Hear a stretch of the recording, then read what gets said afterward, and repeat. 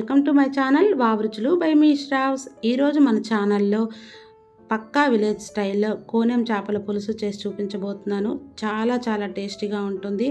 ఒక్కసారి ఇలా చేసుకొని ట్రై చేశారంటే ప్రతిసారి ఇలాగే చేస్తారు. అంత సూపర్గా ఉంటుంది. వెంటనే ప్రాసెస్లోకి వెళ్ళిపోదాం. దీనికోసం ముందుగా మసాలా పేస్ట్ని ప్రిపేర్ చేసుకోవాలి. మసాలా పేస్ట్ కోసం 1 టేబుల్ స్పూన్ వరకు జీలకర్ర, 1 టేబుల్ స్పూన్ ఆవాలు, 1.5 టేబుల్ స్పూన్ ధనియాలు, 10-15 వెల్లుల్లి రెబ్బలు, మీడియం సైజు 2 ఉల్లిపాయలు, చిన్నగా తరిగిన అల్లం ముక్కలు 1 టేబుల్ స్పూన్ వరకు, ఒక చిన్న దాల్చిన చెక్క, స్టార్ మొగ్గ, వీటన్నింటినీ కూడా బాగా గ్రైండ్ చేసుకొని పేస్ట్ చేసి ఆ పేస్ట్ని పక్కన పెట్టుకోవాలి. మనకి చేపల పులుసుకి టేస్ట్ అనేది ఈ మసాలా వల్లే వస్తుంది. ఇప్పుడు స్టవ్ ఆన్ చేసుకొని కడాయి పెట్టుకోవాలి. కడాయిలో 4 టేబుల్ స్పూన్ వరకు ఆయిల్ వేసుకోవాలి. ఆయిల్ వేసుకొని 4 పచ్చిమిర్చిలను నిలువుగా కట్ చేసి యాడ్ చేసుకోవాలి. మనం ప్రిపేర్ చేసుకున్న మసాలా పేస్ట్ని దీనిలోకి యాడ్ చేసుకోవాలి. చేపలకి కొంచెం ఆయిల్ అనేది ఎక్కువగానే పడుతుంది. దీనిలోకి ఒక రెమ్మ వరకు కరివేపాకును యాడ్ చేసుకోవాలి. మనం యాడ్ చేసుకున్న మసాలా పేస్ట్ అనేది ఆయిల్లో బాగా మగ్గాలి. పూర్తిగా పచ్చివాసన పోయి చక్కగా మగ్గాలి. మగ్గేంత వరకు ఒక 2 మినిట్స్ పాటు మీడియం ఫ్లేమ్లో బాగా వేయించుకోవాలి.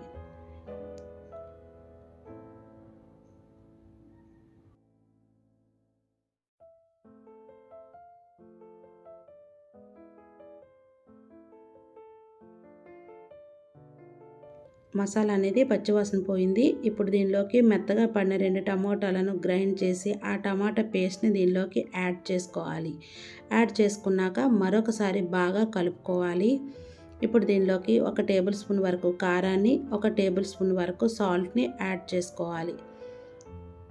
యాడ్ చేసుకొని మరొకసారి బాగా కలుపుకోవాలి. టమాటా కూడా పచ్చివాసన పోవాలి కనుక 1 నిమిషం పాటు మీడియం ఫ్లేమ్లో కుక్ చేసుకోవాలి. చేప ముక్కలను పసుపు, సాల్ట్ వేసుకొని బాగా క్లీన్ చేసుకోవాలి. ఇలా క్లీన్ చేసుకోవడం వల్ల నీసు వాసన పోతుంది. ఇలా క్లీన్ చేసుకున్న వాటిని ఉప్పు, కారం వేసి అరగంట ముందుగా మ్యారినేట్ చేసుకున్నాను. ఆ మ్యారినేట్ చేసిన పీసెస్ని ఈ మసాలా పేస్ట్లోకి యాడ్ చేసుకోవాలి. యాడ్ చేసుకున్నాక మరొకసారి బాగా కలుపుకోవాలి. ఫిష్ని ఎప్పుడైనా సరే గరిటెతో కాకుండా క్లాత్ సహాయంతో ఇలా కుదుపుతూ మొత్తం కలిసేలాగా కలుపుకోవాలి.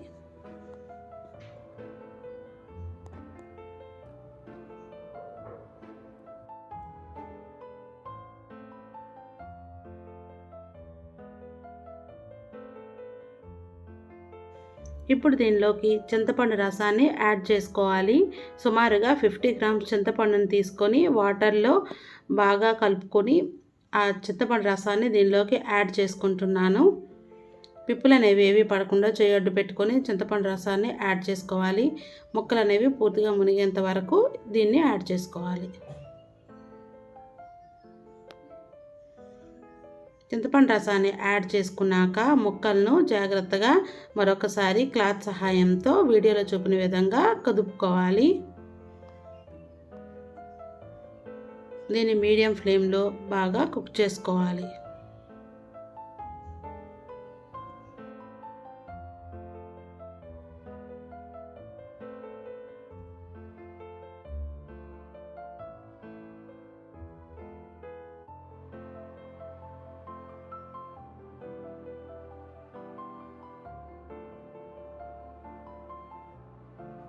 మనం యాడ్ చేసుకున్న మసాలాలన్నీ ముక్కకు చక్కగా పట్టాలి కనుక మీడియం ఫ్లేమ్లో బాగా కుక్ చేసుకోవాలి.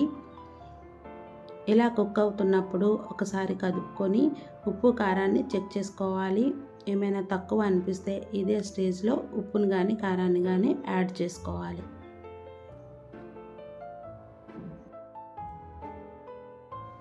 చేపల పులుసు ఆల్మోస్ట్ కుక్ అయిపోయింది.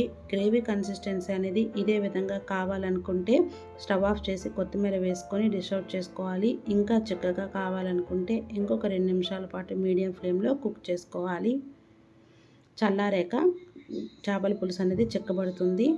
ఇప్పుడు స్టవ్ ఆఫ్ చేసుకొని కొత్తిమీర వేసుకొని డిష్ అవుట్ చేసుకొని వేడి అన్నంతో సర్వ్ చేసుకుంటే చాలా టేస్టీగా ఉంటుంది. ఒక్కసారి రుచి చూసారంటే ప్రతిసారి ఇలాగే చేసుకుంటారు.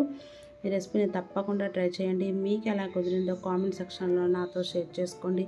వావ్ రుచులు బై మీ శ్రావ్స్ ఛానల్ని లైక్ చేయండి, షేర్ చేయండి, సబ్స్క్రైబ్ చేయండి. మా ఛానల్ ద్వారా ఎలాంటి వీడియోస్ కావాలనుకుంటున్నారో కామెంట్ చేయండి. Thank you for watching.